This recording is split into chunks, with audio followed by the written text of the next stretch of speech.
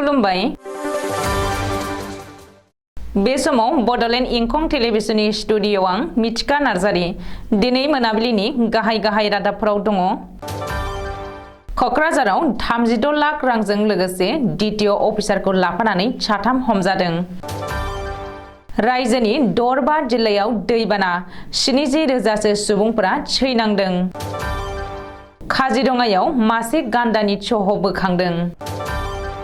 संगीत नाटक अकादेमी बान्था मोनगिरि किरत खाख्लारिया गैलिया।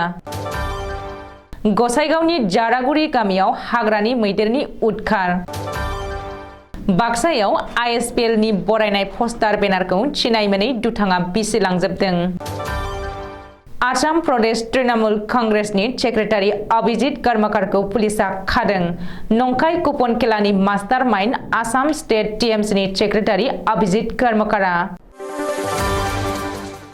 दानिया फै आबुं रादाबाव।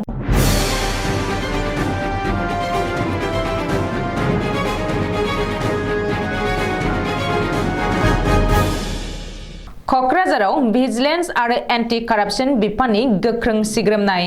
भिजिलेन्स आरो एन्टी कारापसन बिफाना बुधबारखालि हराव गोख्रों सिग्रोमनानै कक्राझार जिल्लानि DTO चमेश्वर ब्रह्म मुसाहारिखौ हमदों। लुथिनायनि दायाव हमजादों कक्राझारनि DTO चमेश्वर ब्रह्म मुसाहारिया। मिथिनो हानाय बायदिब्ला भिजिलेन्स आरो एन्टी कारापसन बिफाना थांनाय हराव अपारेशन खालामनानै DTO चमेश्वर ब्रह्म मुसाहारिजों लोगोसे साथाम सुबुंखौ हमनो हादों। बबेखानि भिजिलेन्स आरो एन्टी कारापसन बिफाना DTO चमेश्वर ब्रह्म मुसाहारिजों लोगोसे नोगोद 36 लाख रां बोखांनो हादों होननानै आसाम पुलिसनि स्पेसियेल DGP GP सिंहआ टुइटाराव टुइट खालामदों। चमेश्वर ब्रह्म मुसाहारिजों लोगोसे हमजानाय गुबुन सानै सुबुंखौ रिचार्ड मुसाहारि आरो मनज बसुमतारी होननानै पुलिसा सिनायथि होदों। रिपर्ट बादिब्ला DTO चमेश्वर ब्रह्म मुसाहारिखौ कक्राझार पुलिसा गावनि जिम्मायाव लानानै नायबिजिरनो जागायदों। मख'नो गोनांदि DTO चमेश्वर ब्रह्म मुसाहारिया आसाम सोनाब बेंगल सिमनायाव थानाय श्रीरामपुर गेटआव सिन्डिकेट सालायनायनि गोख्रों अजद सिखांदों। बबेखानि रिचार्ड मुसाहारिनि न'निफ्रायबो भिजिलेन्स आरो एन्टी कारापसन बिफाना सिग्रोमनानै नोगोद 1,50,000 रां बोखांनो हादों होननानै सुलुङाव फोरमायदों। रायजोनि दरबा जिल्लायाव गदाय दैबाना। मख'नो गोनांदि रायजोआव बोसोरनि थामथि दैबानाया दरबा जिल्लायाव गोहोम गोग्लैदों।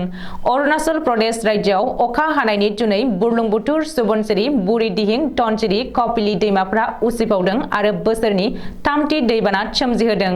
बबेखानि आफां आसामाव बुरलुंबुथुर, फुथिमारि, फाग्लादिया, मानास, बेकि, गौरां आरो संकस बायदि दैमाफोरनि दैयाबो बांदों होननानै खौरां मोन्दों।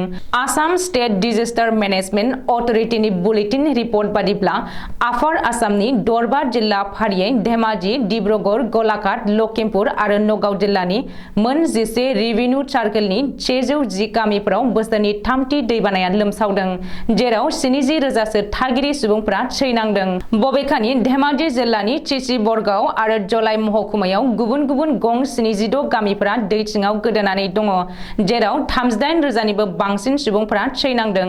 लखिमपुर जिल्लायाव 27,000निबो बांसिन सुबुंफोरा गदाय दैबानाजों थैनांदों होननानै आसाम स्टेट डिजास्टार मेनेजमेन्ट अथ'रिटिनि सुलुङाव फोरमायदों। काजिरङा नेशनेल पार्कआव मासे गान्दानि गोथै सह बोखांदों। काजिरङायाव दिनै हाग्रा बिफाननि मावफारियाफोरा मासे गं थसेयारि गान्दानि गोथै सह बोखांनो हादों।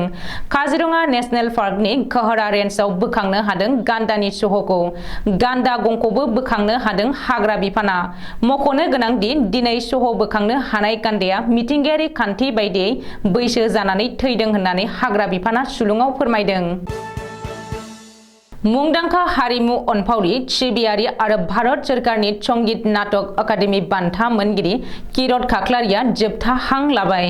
मख'नो गोनांदि 11 अक्ट'बर 2022 खालार मंगलबार खालि साननि 1 रिंगायाव हरखाबै गुवाहाटी नोगोरमानि चाटगावआव गावनि न'आव देहा गाज्रि जानायनि थाखाय गुवाहाटी मेडिकेल कलेज एन्ड हस्पिटालाव थिसननाय जादोंमोन। गुवाहाटी मेडिकेल कलेजनि 23 केबिनआव एडमिट जानानै दंमोन। बे समावनो हरनि 12:30 बेरेंगायाव रुंसारि जादों आरो बयखौबो बिदाय लालांदों। बिथां गेदेमा बर' हारिमु अनफावरि आरो सिबियारि रुंसारि किरत खाख्लारिया बर' हारिमुनि थाखाय थांनाय 2005 मायथाइयाव भारत सोरखारनि बेसेन गोसा संगीत नाटक एकाडेमि बान्था मोननो हादोंमोन। बै समाव गेदेमा किरत खाख्लारिया रांखावरि आंखालनि थाखाय बायग्रेब गेग्रेब गालगाब आरो थरजा बेरानि न'आव थानानैनो बर' हारिमुखौ हायुङारि थाखोसिम लानानै थांदोंमोन आरो बेसेन गोसा संगीत नाटक एकाडेमि बान्थाखौ बर' हारिमुनि थाखाय लानानै फैनो हादोंमोन। बिथां गेदेमा किरत खाख्लारिया बर' हारिमुनि थाखाय संगीत नाटक एकाडेमि बान्था मोननो हानाय नैथि बर' सुबुं। बै समनि बिटिसिनि गाहाय हाग्रामा महिलारिया 2006 मायथाइयाव बिटिसिनिफ्राय 5 लाख रां अनसुंथाइ हरनानै आसाम टाइपनि न' गंसे लुनानै होदोंमोन। आथिखालाव गेदेमा किरत खाख्लारिया गायसननाय सातगाव बर' ख्रिस्टि आफादखौ बिथांनि दुइसिनथार फिसाजो मुस्रिमा बिक्रमा खाख्लारिया दैदेनगासिनो दङ। गेदेमा किरत खाख्लारिनि रुंसारि जानायाव गोबाङानो ससियेल मिडियानि जोहै दुखु मोननाय फोरमायदों आरो बर' हारिनि थाखाय गोबां खहा जाबाय होननानै बुंदों। बेनि अनगायैबो बर' रेबग्रा जुथुम आरो बर' थुनलाइ आफादाबो जोबोद दुखु मोननाय फोरमायदों।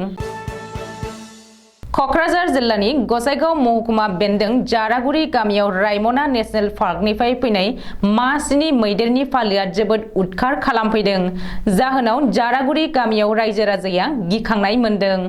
आदार नागिरनानै हाग्रानि मैदेरा खनले हाबफैदों गामियाव हाबनानै थालिर, औवा बागान, मैगं थाइगंनि आबाद बायदिखौ खहा खालामदों हाग्रानि मैदेरा। फालोआव माबा गिदिर मैदेरजों लोगोसे मानै फिसाबो दङ।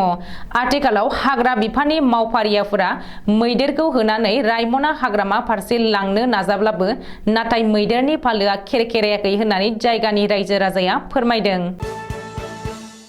सा सानजा रायजोनि 6 शेड्युल ओनसोलफोरखौ लानानै बिटिआर सोरखारनि बानजायनायाव गिबि खेबनि थाखाय खुंफुंजानाय ISPL जोलुर बादायलायनाय सोलिबाय थानाय गेजेरावनो रायजोनि गेजेराव दुंहाव थासारि लाबोनो नाजादों माखासे दुथां सुबुंफोरा। बाक्सा जिल्लानि मसलपुर बाथौगुरियाव खुंफुंनाय ISPL जोलुर बादायलायनायनि मसलपुरनिफ्राय बाथौपुरसिम लामानि सेर बरायनाय पस्टाराव थानाय बिटिआरनि गाहाय मावफुंगिरि प्रमद बर', आसामनि केबिनेट मन्त्रि इउजि ब्रह्म, बिटिआरनि डिपुटि चिफ गबिन्द बसुमतारीजों लोगोसे बिटिआरनि गोबां इएमफोरनि पस्टार, बेनार, सावगारिफोरखौ हरनि गेजेराव खोमसिनि खाबु लानानै 100थानिबो बांसिन बिसिलांजोबदों दुथां सुबुंफोरा, जायनि थाखाय गोख्रों रावजों सोंखारिदों मावफुं सोद्रोमा राकेश ब्रह्मआ। बेजों लोगोसेनो जाय सुबुंफोरा बेफोरबायदि अगियान खामानिखौ मावदों बिसोरखौ हमनानै थाबैनो साजा होनो गसर थिसनदों मसलपुर सदर पुलिस थानायाव। बिटिआरनि गाहाय मावफुंगिरि प्रमद बर'नि सावगारिजों लोगोसेनो मिनिस्टार आरो इएमफोरनि सावगारिखौ बिसिनाय दायनिगिरिफोरा उननि समाव बेफोरबायदि खामानि मावनायनिफ्राय जानगाराव थानांगौ होननानै खावलायो इएम राकेश ब्रह्मआ। सालबारि पुलिसनि एसडिपिअ समिरन बैसोनि दैदेननायाव थांनाय हराव मसलपुरनिफ्राय हमो अभिजित कर्मकारखौ।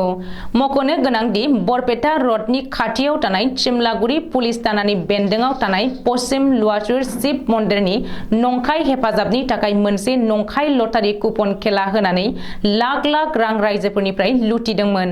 थांनाय 11 सेप्तेम्बरनि हराव खेलाखौ होनायनि खोथा दंमोन आरो 1,29,500 खान 100 रांनि टिकेट फाननानै खौटिनि सायाव रां खांदोंमोनब्लाबो बिसोरो बेनि जेबो फिथाइ होयिनि जाहोनाव दावराव दावसि जादोंमोन आरो बे नंखाय लटारि खेलानि मास्टार माइन्ड अभिजितनि दैदेननायाव नंखाय लटारि खेलानि मुङाव रां लुथिदोंमोन मोनसे गिदिर हानजाया। मिथिनो मोननाय बायदिब्ला थांनाय गोबाव समनिफ्रायनो टिएमसिनि नेता अभिजित कर्मकारा पश्चिम बंगनि गुबुन जायगाफोराव टिएमसिनि अननायजों कलकातानि बिलासि हटेलाव थाखुमादोंमोन। अभिजित कर्मकारा पश्चिम बंगआव लटारि कुपन खेलानि थाखाय सिल मारिनायनि उनावबो नंखाय अफिसियेल सिगनेचार लानानै आसामनि गुबुन जायगाफोराव बे नंखाय लटारि खेलानि मुङाव खैसार सादों। बाक्सानि गबर्टना पुलिस थानायाव 119/22 इउ ए 120 बि 420 486 471 आईपीसी RW 14 नि आयेन बायदियै टिएमसिनि नेताखौ एरेस्ट खालामनाय जायो। बे नंखाय लटारि खेला फाग्लानि मुङाव रां लुथिग्रा हानजानिफ्राय दासिम 5 सुबुंखौ सिगाङावनो पुलिसा जेलाव दैथाय हरखांबाय। पुलिसा मिथिहोनाय बायदिब्ला रायजोनि गुबुन गुबुन जायगाफोराव बेबायदिनो खैसार साबोगासिनो थाबोदों। धेमाजि गगामुख पुलिस थानायावबो 86/2021 नं केस नम्बराव मोनसे केस रेजिस्टार जानानै दङ थगायसुला अभिजितनि मुङाव। दिनै मोनाबिलिनि रादाबा एसेनोसै। गोजोन्थों।